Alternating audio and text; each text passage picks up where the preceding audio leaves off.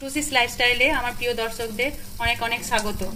আজ আমার মা বানাবে মৌরলা মাছের চটপটি। দেখুন এখানে মৌরলা মাছ আমার ভাই সকাল সকাল বাজার থেকে নিয়ে এসছে। একটা মাছ এইভাবে মৌরলা মাছ নিলেও দিয়ে দুটো কানকোকে এইভাবে পরিষ্কার করে পেটের যে নাড়িটা বার করে দিয়ে পরিষ্কার করে এইভাবে সমস্ত মাছগুলো বেছে নিচ্ছে। প্রথমে এখানে মৌরলা মাছগুলো ভালোভাবে ধুয়ে পরিষ্কার করে দেখুন নুন আর হলুদ দিয়ে ভালোভাবে মেখে রেখে দিয়েছে মা। এখানে দেখুন মৌরলা মাছগুলো মা এইভাবে লাল লাল করে ভেজে একটা পাত্রে তুলে রেখেছে। এবার আরেক দফা এখানে মা আরেক ব্যাচ ভেজে নিচ্ছে। এখানে মা এবার প্যানের মধ্যে সরষের তেল দিয়ে দিয়েছে। তেলেতে শুকনো লঙ্কা ফোড়ন দিয়ে তাতে একটু জল ঢেলে দিল। এবার এর মধ্যে মা দিয়ে দিচ্ছে সর্ষে পোস্ত একসঙ্গে বেটে রেখেছে, সেটা এর মধ্যে দিয়ে দিল। 2 চামচের মতো সর্ষে পোস্ত বাটা মা এতে দিয়ে দিল জলের মধ্যে।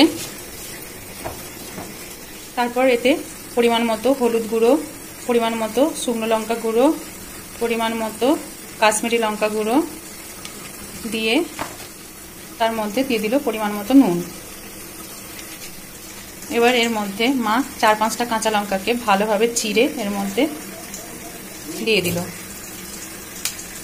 ফাটিয়ে ফাটিয়ে জলের মধ্যে দিয়ে দিল। এবার ভালোভাবে সমস্ত জিনিসটাকে জলের সঙ্গে গুলে নিচ্ছে।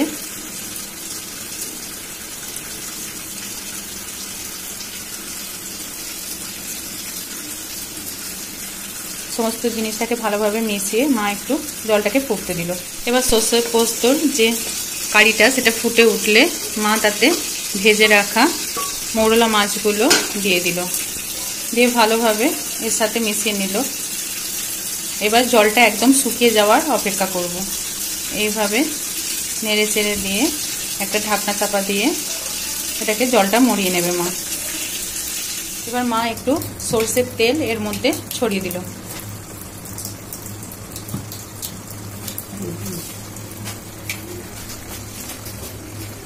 দেখুন দেখতে অপূর্ব হয়েছে আর খেতে দুর্দান্ত হয়। এবার একটু জলটা আরেকটু মরিয়ে নেবে মা। এখানে দেখুন হয়ে গেছে, জলটা অনেকটাই মরে গেছে।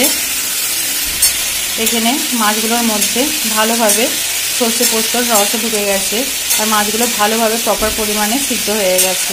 এখানে মৌরলা মাছের চটপটি মায়ের অলমোস্ট ডান হয়ে গেছে। দেখুন কতটা সুন্দর দেখতে হয়েছে। এটা গরম ভাতে দিয়ে খেতে অসাধারণ লাগে। দেখুন মৌরলা মাছের চটপটি একদম রেডি। আমার মায়ের হাতের মৌরলা মাছের চটপটি রেসিপিটি কেমন লাগলো অবশ্যই জানাবেন। আমার ভিডিও যদি আপনাদের ভালো লেগে থাকে আমার চ্যানেলটিকে সাবস্ক্রাইব করবেন, আমার ভিডিওগুলো শেয়ার করবেন। ধন্যবাদ।